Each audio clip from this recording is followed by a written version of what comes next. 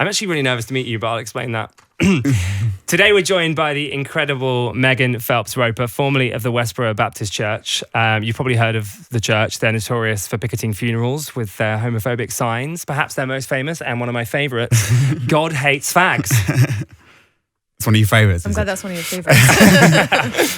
She left the church in 2012 and she just brought out a new book, Follow, which is a memoir of loving and leaving the Westboro Baptist Church. It tells the story of her life growing up in the church, in the most hated family in America, and her eventual decision to leave. It's an amazing, amazing story. I couldn't put it down. Thanks so much for joining us, Megan. So happy to be here. Thanks for having me. Megan, we've really no idea where to start. And for me personally as well, it's really difficult because obviously your family, and you included in that a long time ago, caused so much pain and shame for a lot of my LGBTQ plus family around the world. So it's really hard to know how to start. No, I know. That's why when you said it was one of your favorites, sometimes it's nice to talk to people who, I mean, obviously Westboro caused a lot of pain. I personally caused a lot of pain to a lot of people. And so meeting people who saw it as ironic or didn't take it seriously, it's nice to know, sometimes that it, I don't know, it's just a little bit of a... It makes it easier if people are joking about it. Yeah, a little bit. I mean, obviously it doesn't take away the pain that everybody else suffered, but it does... it's just I don't know. I can't think of the word. Salve is a word I'm thinking of, but it's not exactly what I'm reaching for. But obviously now and since leaving the church, you've got this amazing message that you're taking out to the world, and you're basically saying that conversations and accepting each other and understanding is how we move forward and stuff, right? Yeah, I mean, so having spent all my years growing up at Westboro and being taught by everyone that I love that, God hates gay people and Jewish people and everyone outside of our congregation. And then, coming to the place, and that was for decades, for more than 2 decades, I stood out on picket lines, proclaiming that message and absolutely wholeheartedly believed it. And the fact that it was conversations on Twitter that were the key moment, that was the key thing that started to, make me question and doubt, and then ultimately to reject Westboro's ideology, it has taught me the power of civil conversation and reaching out to people that we disagree with, because it completely transformed my life. I mean, I guess in a way, and it's nowhere near the same thing, that's kind of what our podcast does, because we're a gay and a non-gay. So especially in the beginning, it was 2 people that were very different, trying to have a conversation to kind of find a friendship within that. I think we've managed that all right. Yeah. But Dan, can you tell which one's which? Yeah. Although Dan was never holding a sign saying, God hates fags. No, it wasn't. What were those pickets like? Did you enjoy them? Yeah, I mean, so there were ones where, obviously the ones where people weren't coming out to protest or to counter protest. Those sometimes could get a little bit boring. But absolutely, I enjoyed it. I thought that it was, we were preaching the truth of God. I thought it was the most important thing in the world. Westboro taught us, and, we would quote these Bible verses that talk about what we were doing, this idea of going out and warning people of the consequences of their sins, that was the definition of loving our neighbor. So I thought I was fulfilling my duty to God and, doing the only thing that I could do to help be useful to be good to my fellow man. And I thought I knew exactly what it meant to live a good life. And I thought I was living it. But from watching the Louis documentaries, it feels like you can't really do anything under the Westboro Baptist Church's gaze without being told you're going to hell. You mean outside of whatever they... Yeah, like every single message was... Here's what you're doing wrong. Don't do that. Yeah, I mean, and that was how we lived within the church too. There was a multiplicity of rules governing life within the church as well. And... I was almost 27 when I left, and I had to get permission to. I still joke about how I get excited to go to the grocery store without permission, like to the idea that I can just decide to do something and then go do it. Like it's incredible to me, and that's because of all those years I spent at Westboro, where they just see everything as the danger is everywhere. The things and the ideas and the people that could seduce you away from the truth. Were everywhere. And so we had to be constantly vigilant and protecting ourselves from those things and separating ourselves from those people. Like the word holy literally means separate. And so it was I mean, it's a lot of rules to follow. So it wasn't just the outside that we held to those really high Yeah. standards. It was the same within the church too. And I guess my main question is like, why are they so obsessed with gay people? So this I is mean, I something like that, being Yeah. like having people obsess over me, Right. but why? So people would ask us that question, and so the church started protesting gays. It was in the 90s, right? And that was when the fight for LGBTQ rights was really like coming to the forefront of the national and international conversation. And it has changed so much in the last 30 years almost. But so Gramps would say, we're obsessed with them because you're obsessed with them. Like they're constantly talking about gay people in pop culture, and Ellen coming out, and so it just all of these. Not to put it all on Ellen, but I mean, it was constantly in the news. And so, Gramps would say, there's no such thing as a fornicator's pride parade. So this is something that, people were trying to make holy and righteous, what God calls abominable. And so we had to be out there representing God's side of the matter. And Yeah, I mean, go on. no, I find that phrasing quite uncomfortable. Like Oh, which God one? finds it abominable. No, that was just, I hope guess- you understand that I'm just quoting. No, Right? yeah. I It's don't agree with She doesn't still I think don't that. believe that anymore. No, I get that. I don't find that correct either. I don't think God finds it abominable. And I think, yeah, we've talked about this a lot, haven't we? Like scriptures that are that old. How can you read that to the letter and be like, oh yeah, this is true. This is factually how you should live your life. Right. It's wrong, right? Right. I mean, and Westboro, like for them, there is no doubting the Bible. Like that for us, it was the underpinning of everything that we did. And so this is why, for instance, when we started protesting soldiers' funerals later, I was 19 when that happened. And, I needed a reason. I went and I read about this in the book. I went to my mother and I was like, I need to understand exactly why we're doing this. Like, what is this? Where is the scriptural support for this? And she went through this litany of Bible passages. And so even though it was those, especially the early, protests, at those funerals, they were incredibly intense. Like you're watching these people in mourning, walking by just, not sometimes a few feet or a few yards away. And, it was so intense. And even though I could see the pain, because the ideas came from the Bible, it was unquestionable to me. It was completely justified. And the way that we framed it was that we would say, a little bit of pain in this life, like the pain that they experienced when we were out there protesting, is the only way for them to avoid hell in the next. And for Westboro, the Bible and hell and heaven, like all of those things are these immediate concepts. They are not abstract. These are things that are the focus of our entire lives. So does the Westboro Baptist Church, am I right in thinking it believes that only members of the church are going to heaven? So they don't actually come out and say that. Instead, what they do is they point to everyone outside of the church and explain why all of them are going to hell. So as a member, you grow up with the understanding that there is nowhere outside of the church that you could go and find the truth of God. So by default, Westboro is the only legitimate source of divine truth. So not even other churches that are homophobic? No, or we spent so much of our time going out and protesting other churches, even churches who were very, very similar to us in terms of a lot of their theology, the fact that they were against gays and against same-sex marriage. It didn't matter how, and even really famous, churches who had famously or infamously taken a position against the LGBTQ community, we would go and protest them too, because they didn't have all of the theology right. So there was always a reason why everyone outside of the church was going to hell.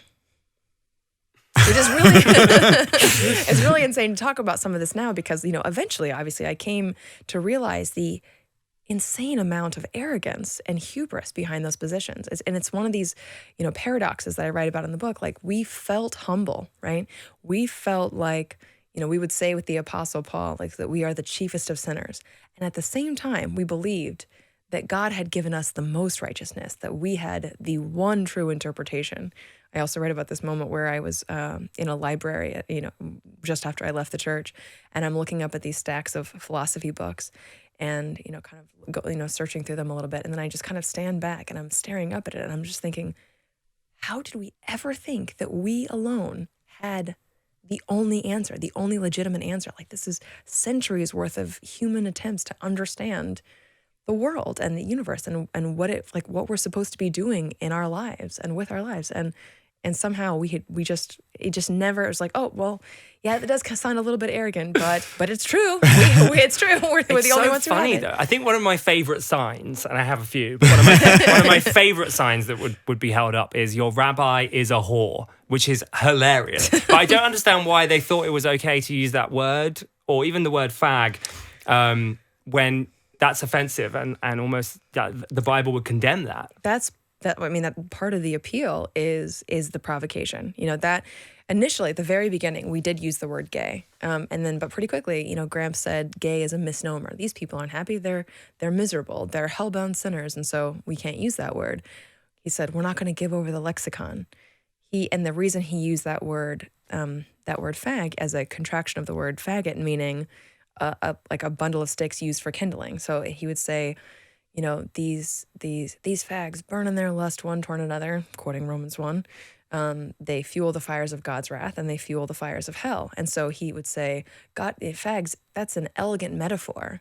But there's no question that it was for the sake of provocation, and the fact that it was wounding was part of the, and part of the reason I think, the evidence that I now look back at, I translated the church's website, parts of it, into Spanish. Like, I became totally obsessed with Spanish in high school. And so I started doing interviews in Spanish and, translating that website. Well, the title of the website is God Hates Fags.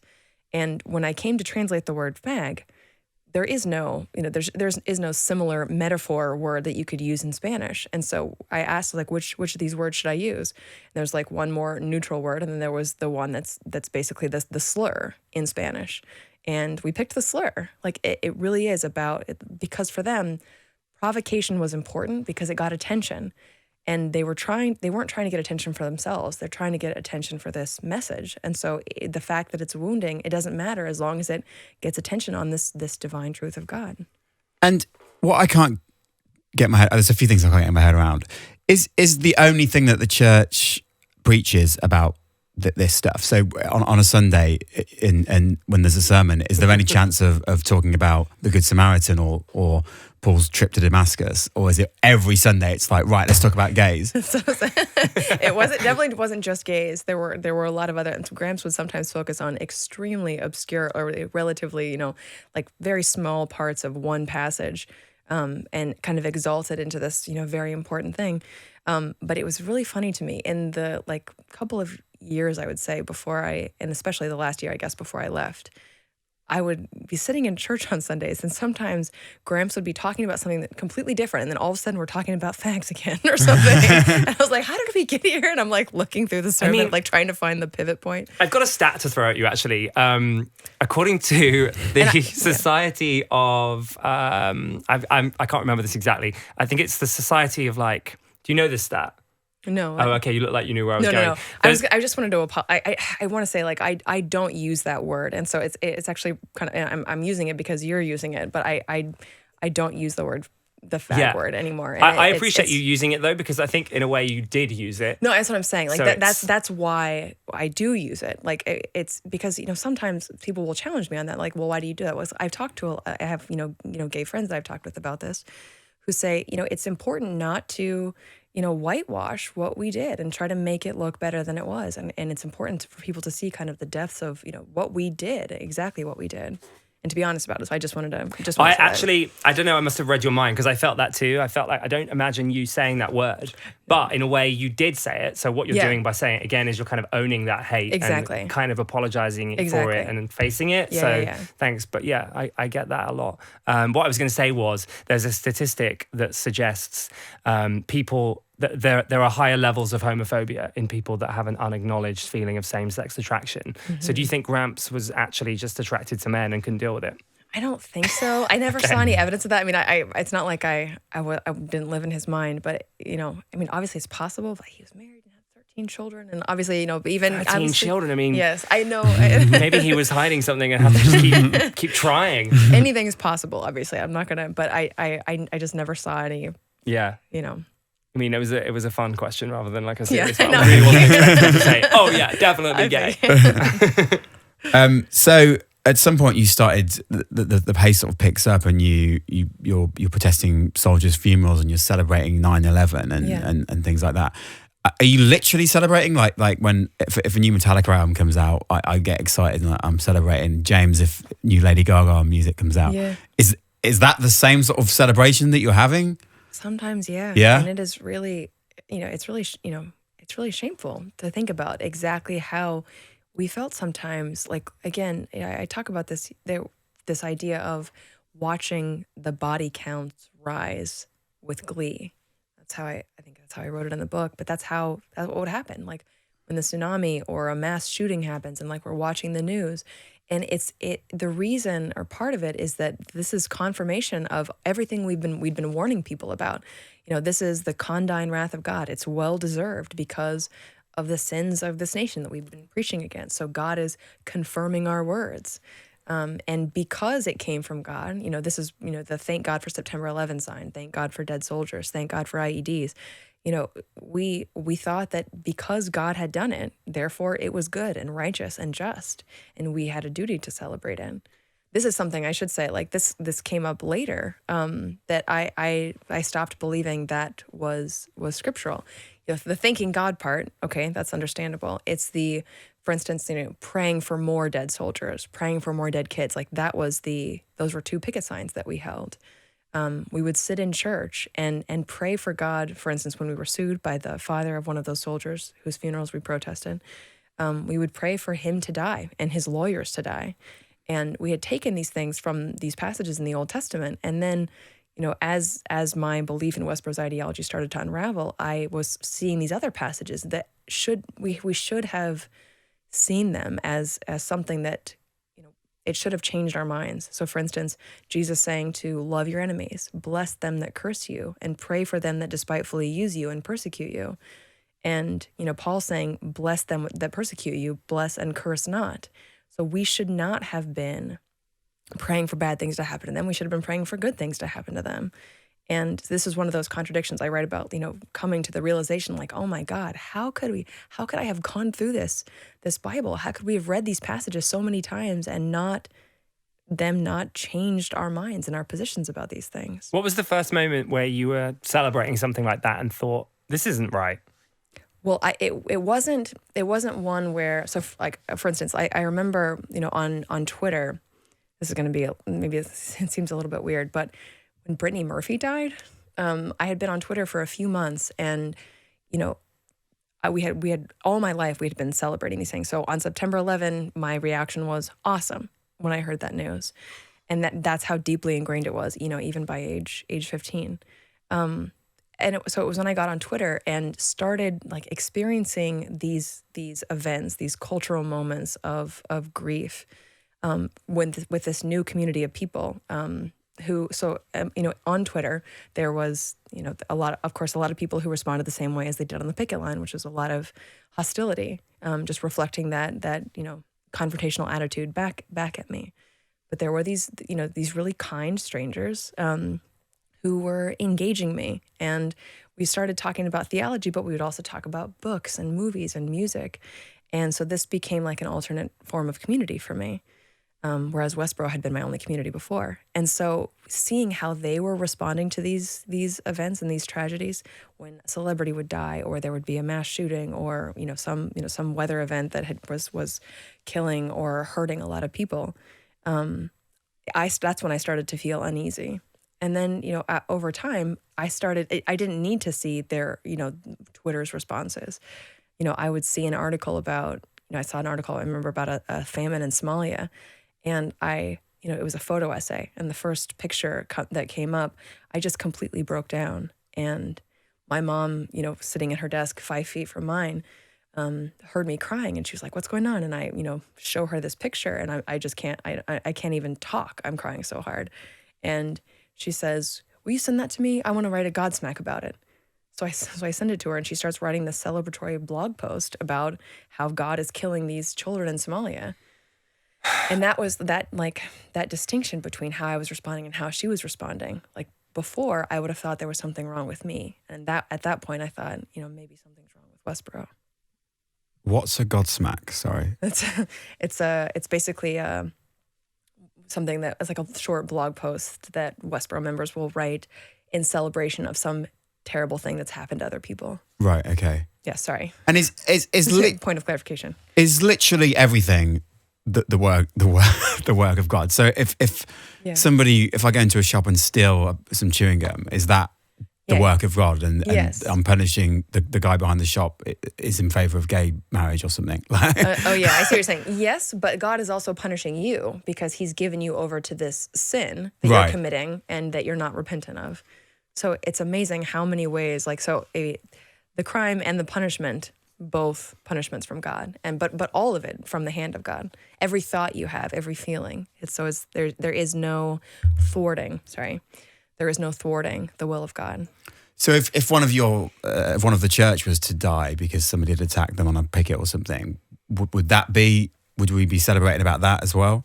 They would say that they would celebrate, but they would see it as not as a punishment from God. They would see it as because they're righteous, right? So because they're righteous, this is God using the death of this person to propagate their message. I kind of want to move on from this bullshit and talk about where you're I at. don't blame you. I don't blame And you. talk about where you're at now. But there's a few other things like going around in my mind.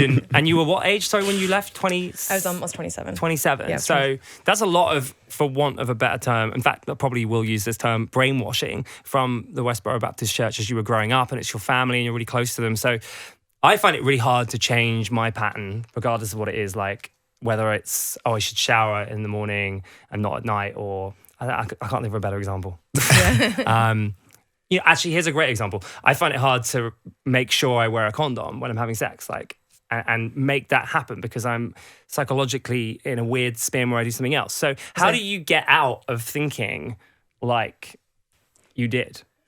How do you stop doing that? And Dan came up with quite a good question, actually. Like, do you ever wake up in the morning and still have a homophobic thought? I don't.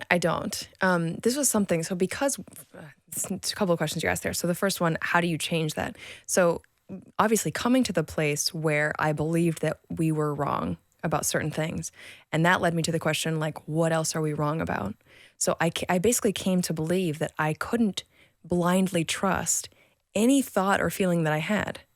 And so it was one of those things where it was this process it started even before I left, where I would have a thought or a feeling or an instinct about something. So for instance, thinking about an ex-member that had been a good friend of mine before she left, and knowing that the church, like I had a negative feeling about her, like, I can't trust her. And then I had to think like, okay, that sounds like a Westboro thought. Like, is she actually trustworthy? And then like thinking about, what evidence did I have of her not being trustworthy? And so that's the kind of process. So for months and years after I left, so it's been 7 years now, but especially for those first months and couple of years, like it was a constant thing where I would have a feeling about something. So, the military, my husband turned on a military film and my instinct was to tell him to turn it off. I didn't want to see that because, we had developed all these intense feelings of animosity toward, people in the military. And so I had to stop and step back and question, like, what am I feeling? Why am I feeling it? Is it based on evidence? What is the evidence? And so it's a constant processing, and it's exhausting. Yeah. Let me tell you. It must be. Is it exhausting even just having this conversation with us? Because I imagine, like, I know that you want to spread this message and I really want to talk about that and why and stuff, but is it just exhausting, like reliving all of this? Because I believe there's a purpose to it, it's not as exhausting as you might think. I mean, sometimes I do get tired. Like, there's a lot of jet lag happening this week. But because I believe it's important, because I know that I very industriously went after doing the work of the church. And now I feel a responsibility and a desire to make amends. And so anything that I can do to that end, I know that it's not in vain that we're having this conversation.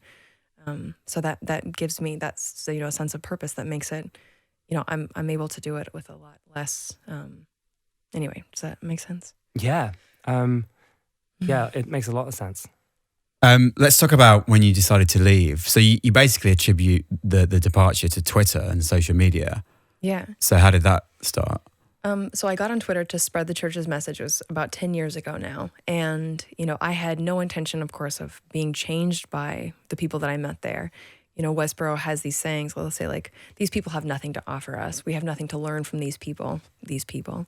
And that was, again, everybody outside the church. And they would say things like, this should be a one-way conversation. Like, we're just supposed to be preaching. We shouldn't be listening to what these people have to say. There's nothing of value there. Very occasionally, I would get in trouble or have somebody question me about the fact that I had sent, a bunch of messages in response to a question from this one person.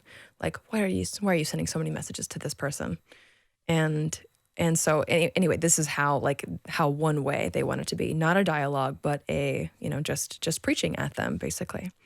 But that's not how it was. I was the first one of us on social media. And so I was kind of representing the church's position there alone for about, I think it was a year and a half or so.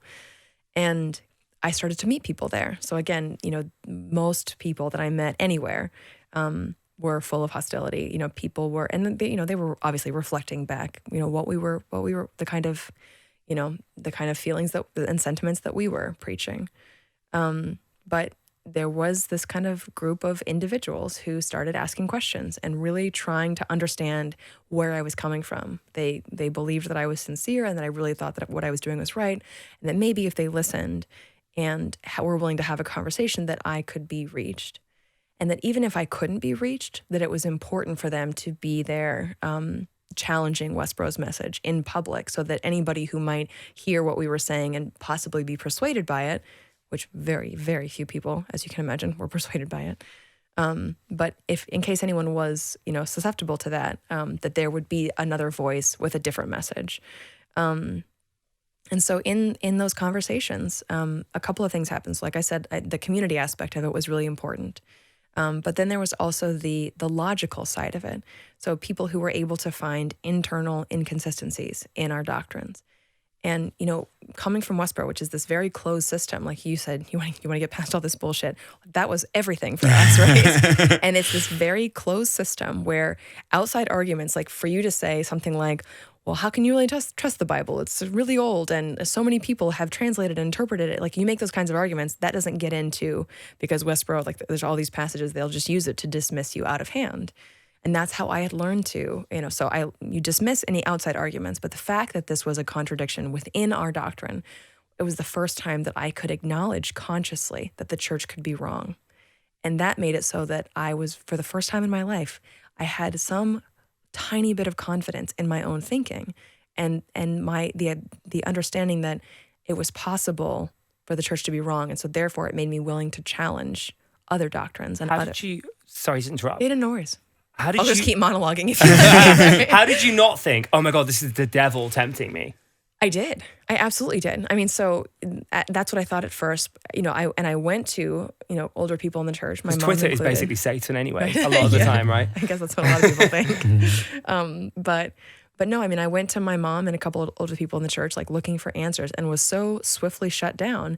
And yet the contradiction remained. It was not resolved in my mind. So I stopped holding that sign because I knew I couldn't defend it. And so, I did think, especially so less there than when I came to the point where this, multiplicity of doubts and questions about Westboro's doctrines and practices, it's running through my mind over and over again. And I'm trying to find a way to reconcile these two positions, all of the questions and doubts. And then this idea that Westboro was, and had the infallible word of God. And you can't have both of those in your mind at the same time forever. And eventually the latter is, had to give. So when I first came to that conclusion of like, oh my God, what if we're just people? And not, what if God isn't leading us here? Like we're just people trying to make our way. That's when the floodgates completely opened. And every question or doubt that I had even slightly, had just passed through my mind, I just felt like I was being assaulted by them. And even as I'm trying to wrestle with them and like trying to figure out which way is up, I'm also thinking like, oh my God, this is a test from God. And I'm, Satan's whispering in my ear, I'm failing this test. And, so I did for a while feel kind of like I was going out of my mind. And, the act of leaving and finally being in a place where I could openly talk about my questions and thoughts and feelings and fears, that was how and then that processing that I told you about, that it's seemingly endless processing, was how I found my way forward. It's amazingly brave to do that, isn't it? I just, whenever people say nice things about, it's hard for me to think, like, I just know that I had a lot of help. I would not be here if Twitter didn't exist, if those kind people on Twitter didn't exist. I also think, in a way, though, it's sort of this is an interesting thing to say. I can feel a lot of your family's influence in what you're doing now, because leaving and being that brave and speaking out about it and spreading this new message you've got is a very similar thing to what they're doing, but it's just the flip side of it, isn't it? Yeah, sometimes it feels like, I remember the first time I had that feeling, like I went and I was talking to so many people, and it was, this, all of a sudden I kind of flashed back to our picket trips where we would go and be constantly talking to people all day long about these things that we really believed. And I realized, like, this feels very much like picketing, except on the other side of the, other side of the coin. Wow. How do you cope with that? It's a little bit weird. Like,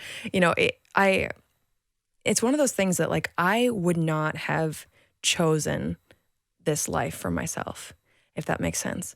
It has just felt like, when I first left, my instinct was to run away and hide from it. Like, that it felt like there was no way that I was going to be able to move forward. There was no way that anybody was going to let me live in the world, given my past. They would never let me live it down.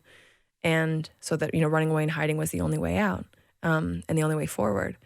And the only reason I started talking about it initially, obviously I came to the place where I wanted to make amends, but didn't think anybody would let me. It was, when people started asking me to come and explain and give an account and to talk about it, not to justify it, but to help other people who are in similar situations get out of it, and to reach out to the communities that we had targeted and try to, again, finding ways of moving forward. That I write in the book about this wonderful friend of mine named David Abitbol, who he was the one who found that very first internal contradiction. And this is the guy from the Jewish blog. Yeah, Jewlicious. Yeah. Yes. What he did when I was at the church, that finding that first contradiction, that was absolutely essential and amazing and totally transformative. His willingness to have those conversations with me, that was amazing. But I think what he did after my sister and I left the church was even more important, because he was the one who first said, you should come and talk to these people. You were here protesting 3 years ago, and we're here. Like, we would love to hear from you. We want to understand what's happened. And he taught me about this concept in Judaism called tikkun olam. And I'm not religious anymore, but I immediately resonated with this idea, or this idea immediately resonated with me. This idea of that it is incumbent, he told me, it is incumbent upon every human being to see the brokenness in the world and to do what we can to repair it. And this is work that's never done. It is the work of a lifetime. And he said, you and your family have added to that brokenness, and you have a duty to try to repair some of it if you can. And I was like, yes, I want to do that. How do I do that? And so that's how this is, this is what I mean. Like, I think sometimes people think, like, oh, she left and then she just wanted to make a name for herself, and so she's written a book and wants to make a lot of money and all this kind of stuff. It's like, that was never like what has motivated me. It is all about people. Like, that is where I find inspiration. And again, I remember, I cannot help flashing back. I'll be walking through a city and all of a sudden realize, like, oh my God, I picketed here. Those things, and meeting people all the time, like, who have had these very personal experiences of Westboro, like these, it's always right there. And so, I can't help wanting to do this work. Do you ever find yourself in a city where you've picketed before and somebody comes up to you not knowing the new you, thinking that you're there to be the old you? If that makes sense. And you've got like a sign in your pocket. I don't. I do sometimes meet people who know, or rather who know the old me, but they don't really know anything about what I've been doing since I left, and who kind of, or who know that I left and that I rejected the church's doctrines, but they still see me as the old me, and they talk to me as if I still believe all of those things. and that as if I'm still out there hurting people and trying, and not what I am doing, which is, trying to do the opposite. And that's really hard to face, but I completely understand it. I don't expect forgiveness from people. I don't think that people have a duty to, they don't owe me anything. And all of that tells me is that I have more work to do, What, obviously there's a lot of gay people listening. So what's your, what do you want to say to those people? Oh my gosh. That's a good... If you have anything you well, want first, I'm so sorry for all of the years that I spent spreading a message that was so incredibly hurtful to so many people, to so many of you, I should say. I did it because I thought it was the right thing, and I stopped doing it when I believed that it was wrong. But I know that can't undo any of the damage. It can't bring back any of the people who hurt themselves, and who felt like they had no place to go because of groups like Westboro. And that is, a devastating thing for me to consider now. And all I can do is be better and try to do what I can to make sure that doesn't happen anymore. So I'm sorry. Yeah, don't look at me when you say that. We're cool. I'm just let's say everyone else. I was looking at you, but I was thinking of those. Don't look at me. I don't want the responsibility of having to respond to that. Actually, this is really amazing. So I'm going to talk about this. And maybe he's one of your listeners. Okay. I got a message. I think the most amazing thing that has come out of publishing this book was a message that I got from someone. I think he lives in Manchester, actually. And he said that at the height of Westboro's, at their heyday, he was a young person, struggling with his sexuality, and that he would, as a form of self-harm, consume Westboro's content compulsively, essentially. And that hearing me dismantling these arguments from the outside has given him a sense of peace and closure. And getting messages like that, that is why I'm doing what I'm doing, and it's amazing to know that there is some good coming out of all of this.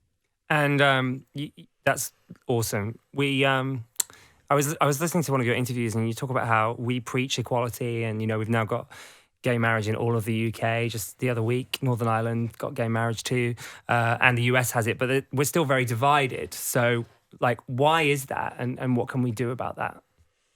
I think it comes down to knowing people on the other side and being willing to have conversations with them, even if you don't think there is anything, like the other side has no valid points.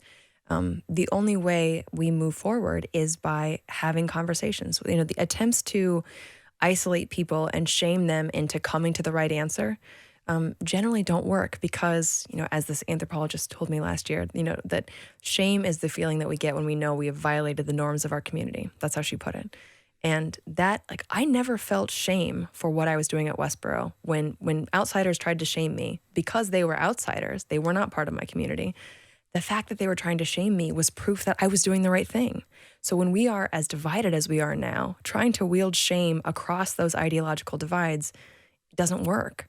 We have to be willing to have conversations with people and show them our humanity, and try to consider where they are and what perspective and position they're coming from.